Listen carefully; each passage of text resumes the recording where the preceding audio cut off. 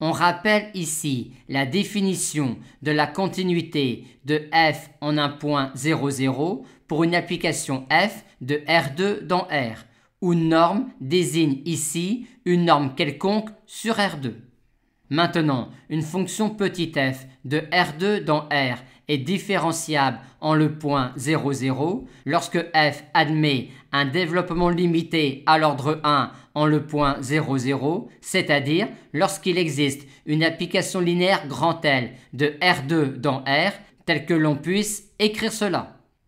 En d'autres termes, vu la forme des applications linéaires de R2 dans R, f est différenciable en le point 0, 0 lorsqu'il existe des réels alpha et bêta pour lesquels on puisse écrire cela. Dans la question 2, on considère maintenant cette application-là de R2 dans R. Et dans le petit a, on nous demande de montrer que f est continu sur R2. Par composé et produit de fonctions continues, on a tout de suite que f est continu sur R2 privé du point 0, 0. Reste maintenant à montrer que f de xy tend quand le couple xy tend vers le couple 0, 0 vers 0.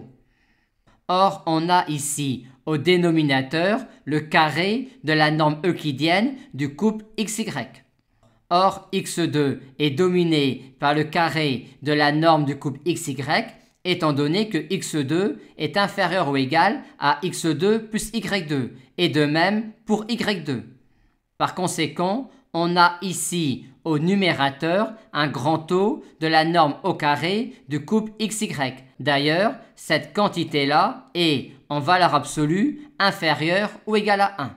Et comme de plus, x fois y tend vers 0 quand le couple xy tend vers le couple 0, 0, on en conclut finalement que f de xy tend vers 0 quand le couple xy tend vers le couple 0, 0, ce qui démontre que f est également continu en le point 0, 0 et que donc finalement f est continu sur R2. Maintenant, dans le petit b, on nous demande de montrer que f est de classe C1 sur R2. Il nous faut donc montrer que les fonctions dérivées partielles d rang f sur d rang x et d rang f sur d rang y sont définies sur R2 et définissent sur R2 des fonctions continues sur R2.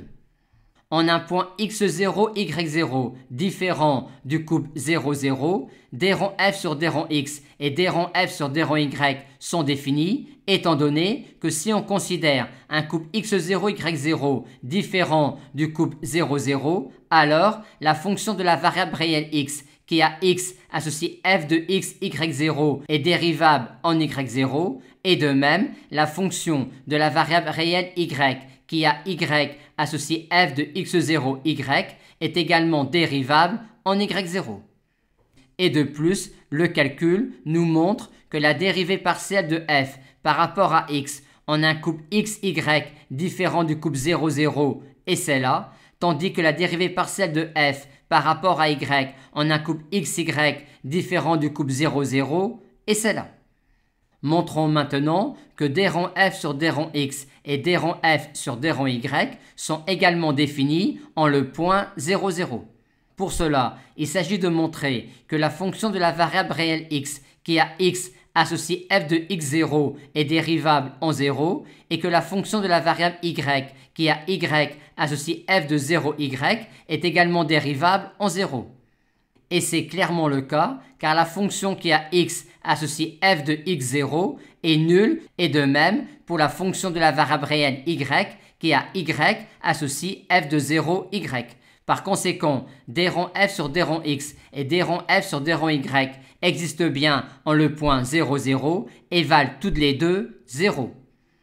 On a donc montré que les fonctions d rang f sur d rang x et d rang f sur d rang y sont définies sur R2. Reste maintenant à montrer qu'elles définissent des fonctions continues sur R2. Il est clair que d rang f sur d rang x et d rang f sur d rang y sont continues sur R2 privé du couple 0, 0. Montrons donc maintenant que d rang f sur d rang x est continu en le point 0, 0. Pour cela, il s'agit de montrer que cette quantité-là tend vers 0 quand le couple xy tend vers le couple 0, 0. Et c'est évident car on a ici au dénominateur la puissance quatrième de la norme euclidienne du couple xy. Or, x4 fois y est, quand le couple xy tend vers le couple 0, 0, un grand O de la puissance cinquième de la norme euclidienne du couple xy et donc un petit o de la puissance quatrième de la norme du couple xy.